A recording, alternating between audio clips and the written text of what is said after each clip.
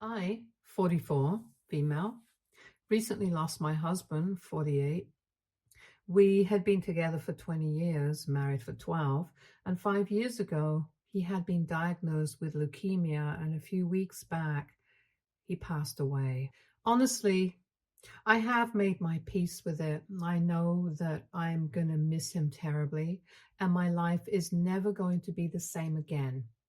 I highly doubt that I will ever be able to love somebody as much as I loved him, but he's in a better place now, and he was really sick the last few months of his life. So I'm just relieved that he is finally at ease now. Anyway, last week we finally had a funeral service for him.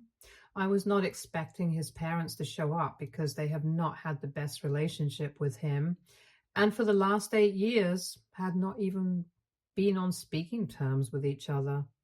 My husband had walked out on his family and sworn that he was never going to speak to them again, and for good reason, if I'm being honest.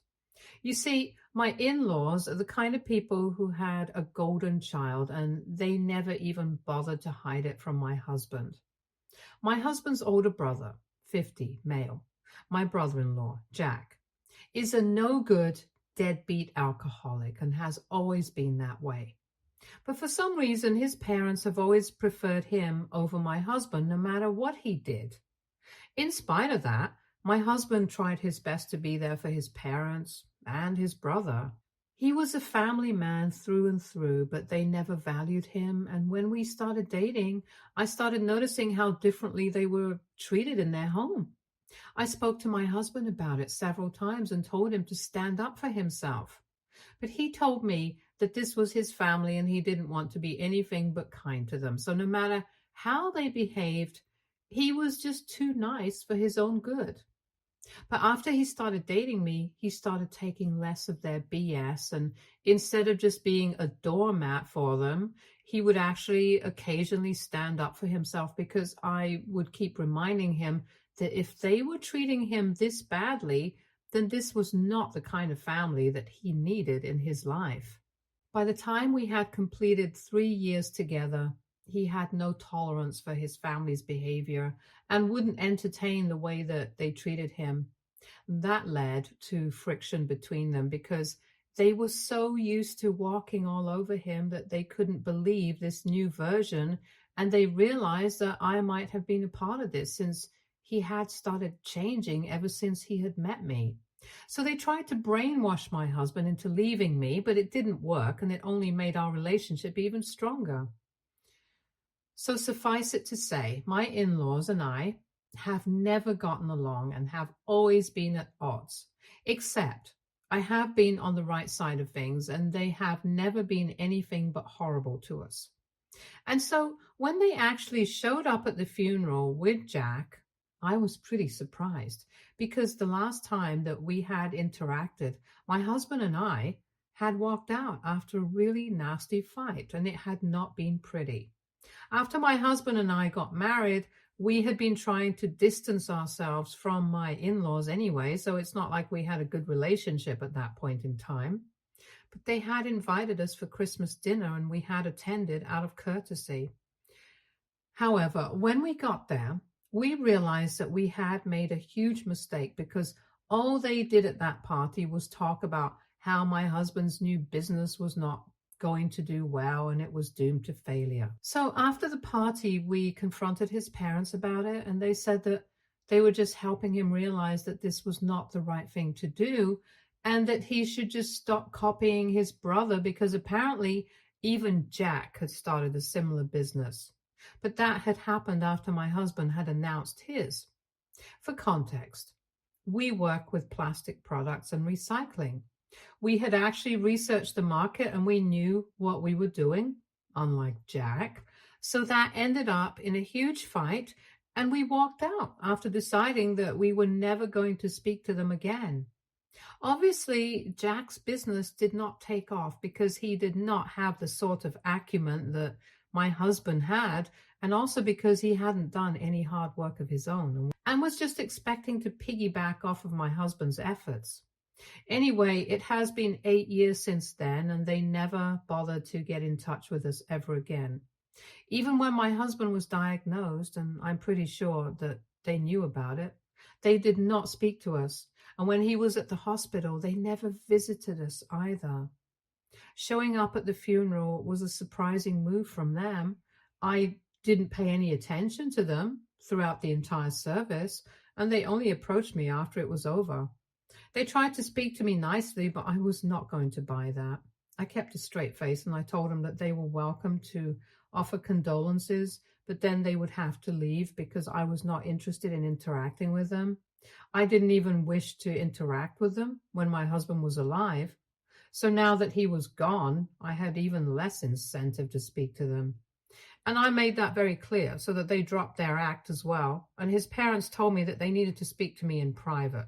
I told him that they would need to wait until everyone had left because otherwise I would not have enough time to speak to them.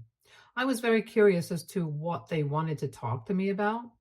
After everyone had left, I spoke to them outside the venue. Jack did not wait around and left along with everybody else. So it was just my in-laws and I having a conversation. They told me that they had thought about visiting my husband when he was in the hospital, but ultimately they decided against it because he was already pretty sick and they did not want to bother him even more. It was a really lame and silly excuse for not visiting their son when he was literally on his deathbed. But I did not expect any better from them either. I just told them that I did not need any justification for what they had done, and they needed to come straight to the point because I had had a long day and I didn't want to waste more of my time with them. They seemed pretty upset when I spoke to them in that tone, but that's what they deserve.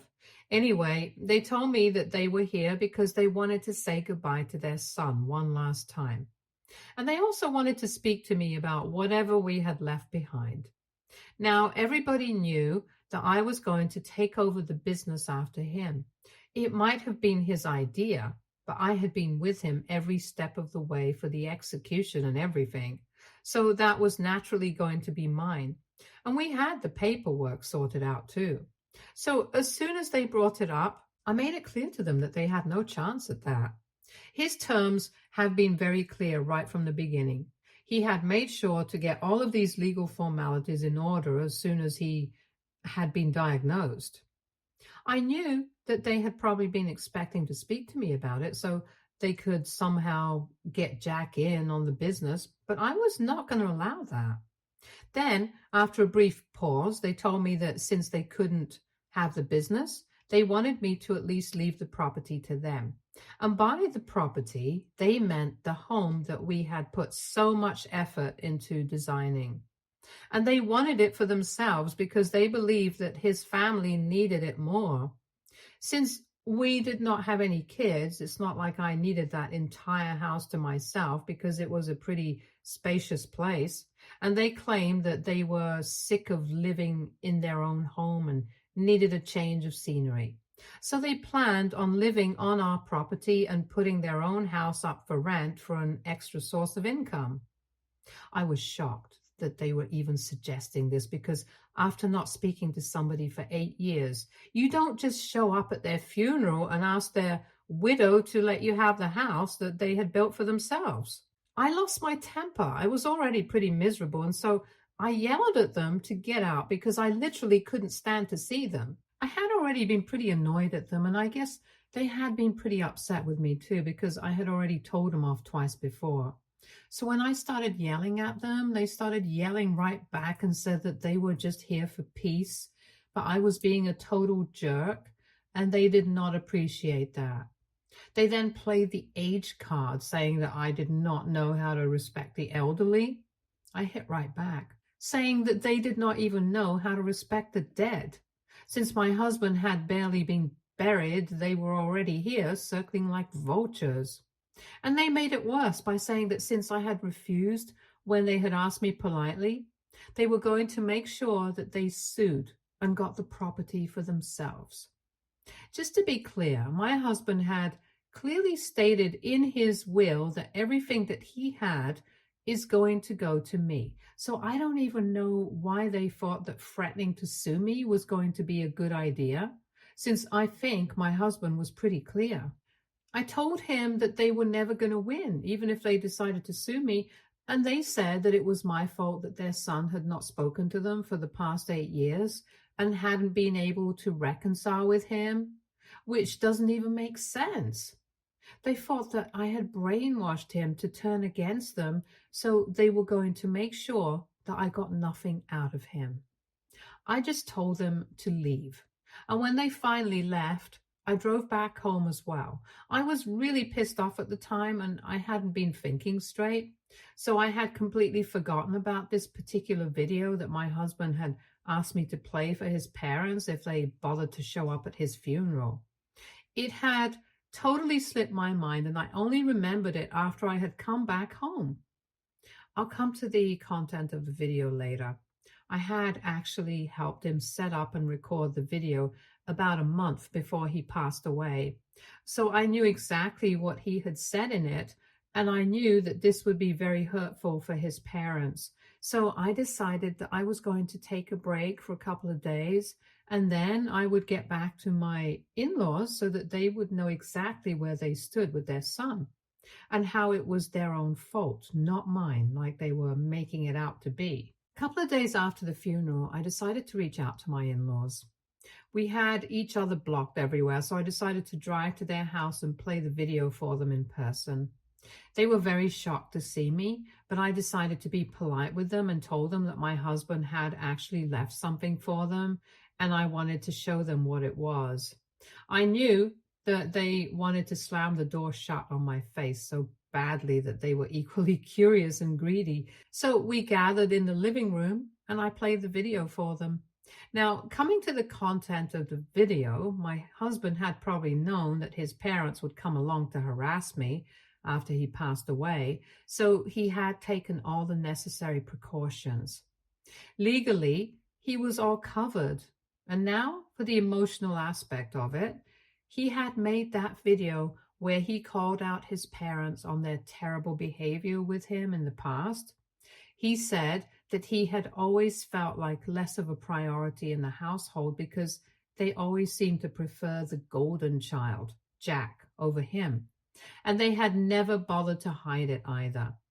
He then went on to remind them of all the ways they had treated him terribly, like back in high school, when his parents had refused to pay for him to go to college, but were happily spending thousands and thousands of dollars on his brother, who didn't even do anything apart from party day and night.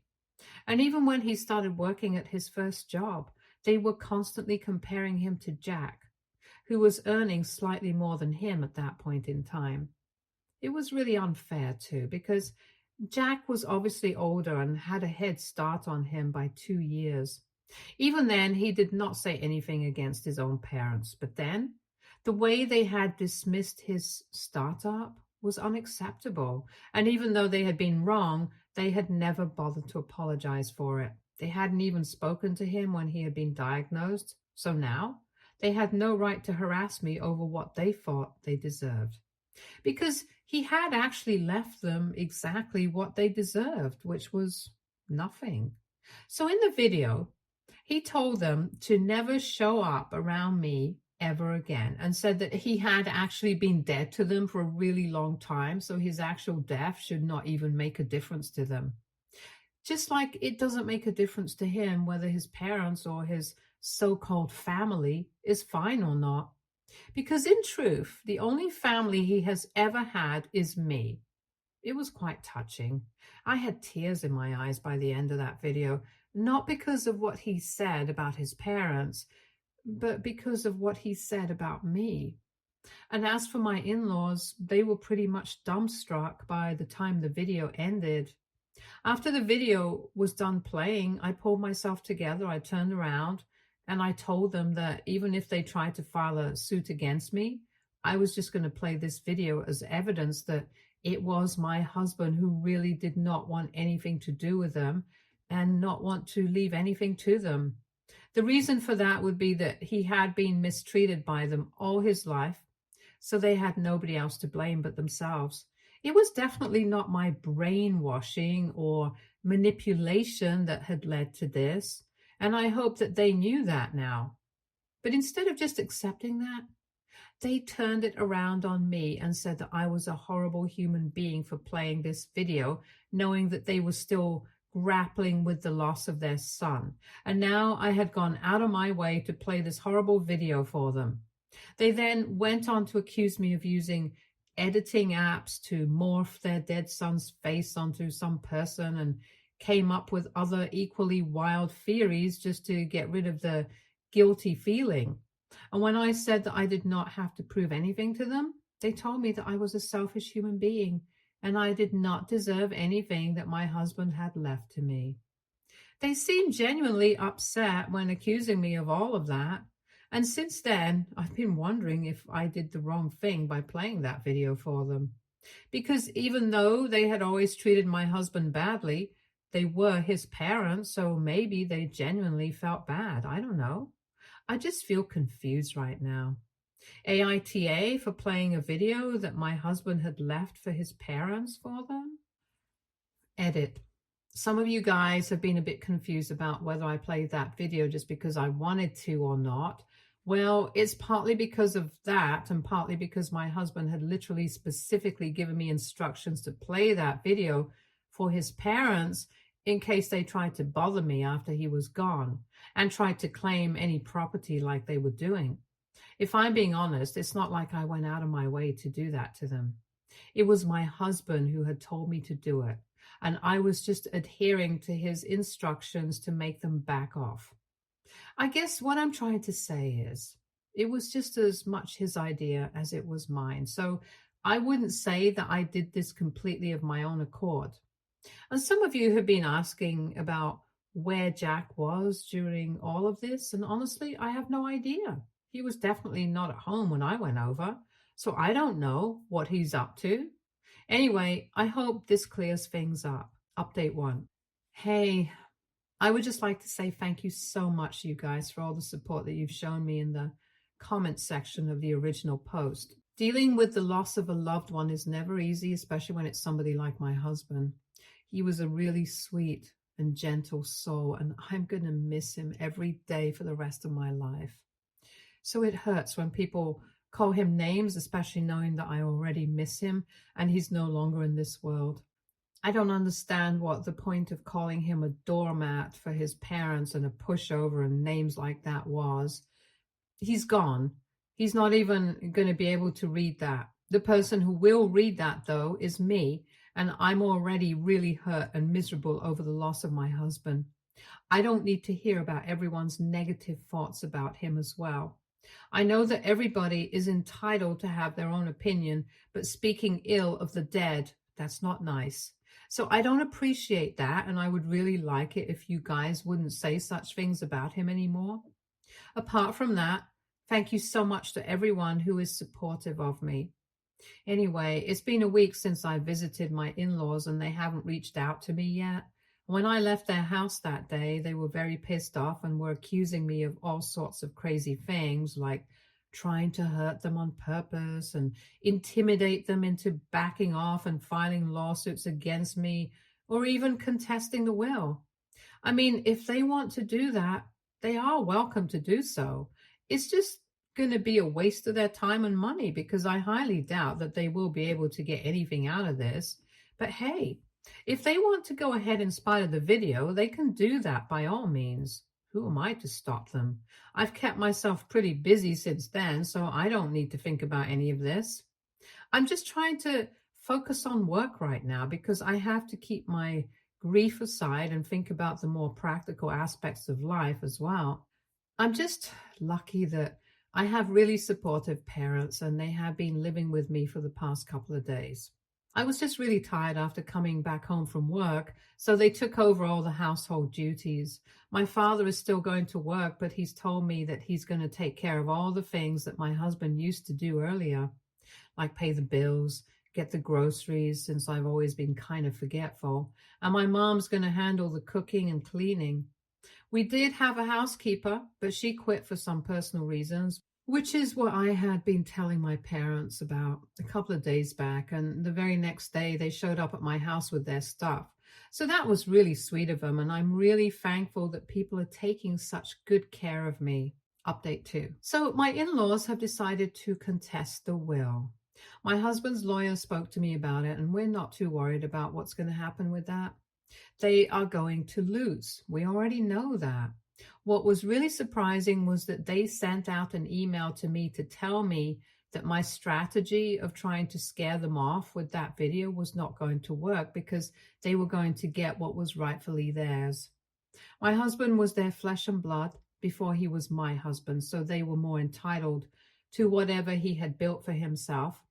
And they said that they were not only coming for the property, but they were also going to make sure that they got some shares of the business as well, since they felt like they deserved it. Thankfully for me, courts don't function on the basis of what people feel. So they can feel that they're entitled to the entire world, but that's not going to help their case. Anyway, that email is going to come in handy, so I have it saved and sent it to my lawyer. I'm still living with my parents, and they have been very helpful and supportive. They have even offered to speak to my in-laws for a peaceful conclusion to all of this because they think that they might actually entertain my parents' authority more. But I told them it's not necessary because I want them to go ahead and deal with the lawsuit because I know it's going to be a colossal waste of their time. And that's exactly what I intend on doing, wasting their time and money. People have been dropping by quite frequently for the past couple of weeks to either check on me or to offer their condolences, since some people could not be present at the service, and I've been pretty busy with handling work and then having guests over. So I have barely had any time to think about what I'm going through and process my feelings. But a couple of days back, I found myself in my husband's office for some papers related to work, and I almost broke down because I just missed him so much. And I could envision him in the place. I just wish I could speak to him one more time and let him know how much I love him and how much I'm missing him right now. But I know I can't, so I just think about it and then let it go. Right now, my only goal is to make sure that our business does well, since I know that he would love that. And he intended for us to make a lot of money and be extremely successful. And his ambition has given me the motivation to work really hard. So I'm doing exactly that. Update 3. Hi, so it's been 2 weeks since my in-laws contested the will, and so far they have nothing. But something very interesting happened yesterday. I received a message from Jack, of all people. I was quite surprised by that, since he and I literally have nothing to talk to each other about. And given what his parents are doing, I thought it was quite bold of him to contact me. We have never been particularly close and are definitely not on terms where we can just text each other. I hadn't even blocked him because I did not have his number. But when he texted me, he said that he wanted to speak to me and was asking if he could visit me at home. I found that kind of weird, and my initial instinct was just to say no and block him. But I decided to give it a chance because I just had a gut feeling this was something I wanted to talk to him about. Besides, if he was reaching out to me, I was pretty sure that they had something to do with my in-laws. Anyway, I agreed to meet him and told him to come over. My parents were going to be at home, so I didn't think that I had to worry about anything. When he finally came over, he had brought flowers and offered his condolences at first and said that he hadn't been able to say it at the funeral because I was busy with his parents. But he really wanted me to know that he was sorry for my loss. That was surprisingly sweet, and I didn't know what to say because this was not the kind of behavior I had been expecting. Earlier, whenever we would interact at his family's place, he would always come off as quite boisterous and egoistic, but this was a very different person. He also did not absolutely reek of alcohol like he used to years back, and it looked like he had cleaned up his act. After a bit of small talk, he finally got to the point and told me that he was here to tell me that his parents were planning on defaming me, and it was not going to be pretty. They were planning on making up a bunch of lies about how my husband had apparently borrowed money from them to start his business initially, and now I was refusing to entertain their request when they needed their money back. Already there was no binding contract, so they could not legally come after me. So they were planning on posting this on social media. It was an incredibly stupid plan, and I don't even know why they thought this was something that could work. But I was really thankful that Jack had come to me about it so I would be able to nip this in the bud. He told me that in the past couple of years, he had been trying to be a better person and had even wanted to reach out to us several times. But after the way he had been treating his brother for the past God knows how many years, he just couldn't find the courage to do it. And he was here to say that he was sorry for everything, even though it was too late. Then he actually started crying, and I really didn't know what to do. But my father came to the rescue and comforted the guy and even made him a cup of tea so he would calm down a bit. And finally, when he left, I told him that everything was going to be fine, and I was sure that his brother appreciated his gesture. That seemed to make him feel slightly better, and I think I did the right thing. Even if he was too late in coming around and realizing his mistakes, at least he did come to his senses. And that's more than I can say for other people like his parents. To be honest, I don't even think it was much of his fault. His parents had failed to be there for either of their kids, and they thought that they were doing Jack a favor by treating him like the golden child. But in reality, they just spoiled him rotten, and in the end, they did not do any favors to either of their kids. I just feel sad for both of them. They deserve better parents and better lives. Update 4. Hi, so I spoke to my lawyer and I told him what Jack had said to me. We decided not to do anything and wait it out so that they would make those posts and then we would be able to use that against them in court. I spoke to Jack as well, and he said that he was ready to testify against his parents if that's what it came to. So everything was sorted a couple of days ago, and they finally made that post on social media, and I immediately wrote an email to them that if they did not take it down as soon as possible, then we could be pursuing this legally and would be sending them a defamation lawsuit. I was kind of counting on them to be stubborn and not take that down, but I guess they realized that this was going to be a losing battle, and it probably didn't help that I had told them that Jack was on our side here. So they were going to lose. Anyway, they took the post down immediately, but still maintained that they were going to take everything away from me. At this point, it was getting pretty boring, so I wished them good luck with that and then blocked that email address. Now, they are free to do what they want. I really wish them luck. They definitely were going to need it, since now the only person that could be counted on, Jack, was not on their side anymore. So they were on their own. And I really want to see how they are going to deal with this now. Stay tuned for more stories from Argo Relationships.